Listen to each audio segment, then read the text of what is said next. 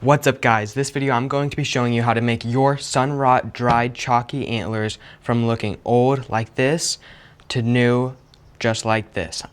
Let's get right into this video. And the product I am going to be using today to do this is brie wax.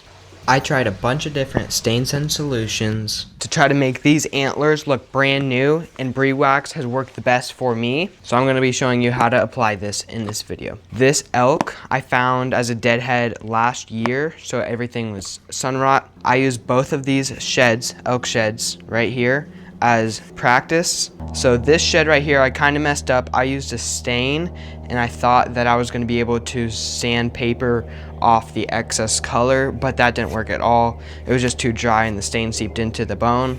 So I basically just ruined this antler. And then this antler I also used to test. This bottom tine here, I used a stain. I used this golden pecan stain right here, and that stain does not look nearly as good as the brie wax. It is a lot cheaper, I think, for deer, and if it's not like cracked it could be pretty good, but it left some weird coloring and I just don't like it nearly as much as the brie wax. So without further ado, let's apply this brie wax and show you what it can do.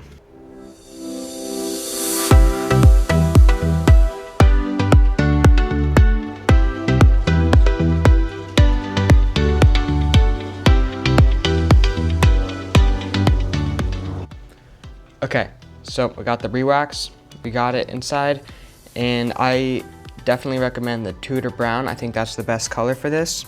So what I'm gonna do is just get a paper towel, and then I'm just gonna get the lid because the lid already has a bunch on it. I'm gonna get my lid with some brie wax on it. I'm gonna dab my paper towel in that just like that, and I'm gonna spread it on the antler.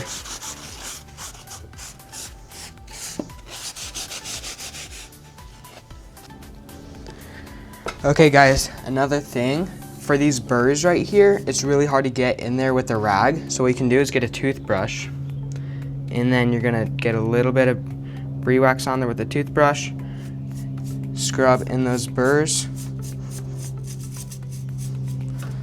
just like that. Gets the color in there really nice. So that's a pretty handy tip.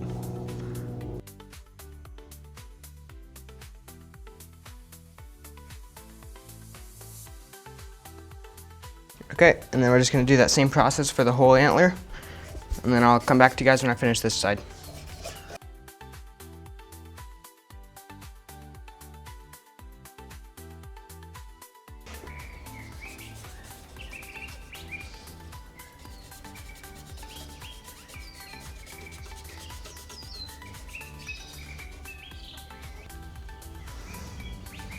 You are definitely going to want to leave the tips a little bit more white because that is how they are naturally.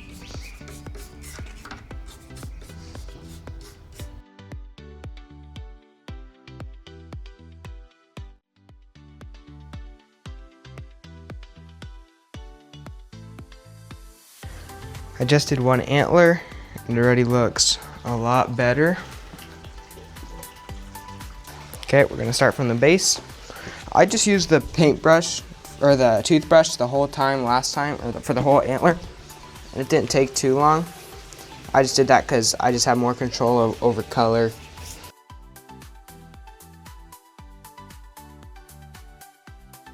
Okay, so I finished. It looks really good. This is the second side I did. Just like that. Okay, and now the last step you need to take is if your antler is too dark and you want it to be lighter, you can just get sandpaper and sand down where you want it to be lighter, because it does not seep down into the bone like stain does. It kind of stays on the layer. It still fills in the cracks a little bit, but it stays on the outside for the most part. So I could sand this down and get it to exactly what color I want it to be, which is super nice about brie wax. So I'm gonna start doing that. I'm just gonna sand down everywhere, especially the tips, because the tips I want to be a lot lighter, and then the bristles, which I'll show you in a second.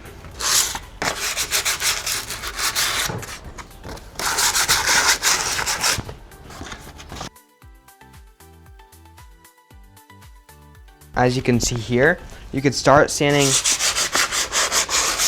like that, and you can give it texture by doing that. So I'll probably do that most of everywhere. Do the same thing as down here.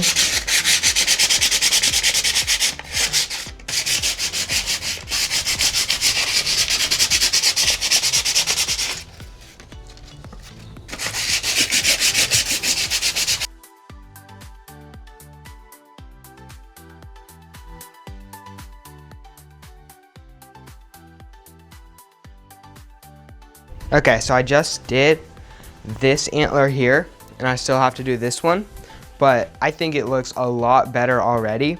And you could even go back and add more bead wax in places that you think might need it, but I think this looks all right. So let's start on the other side.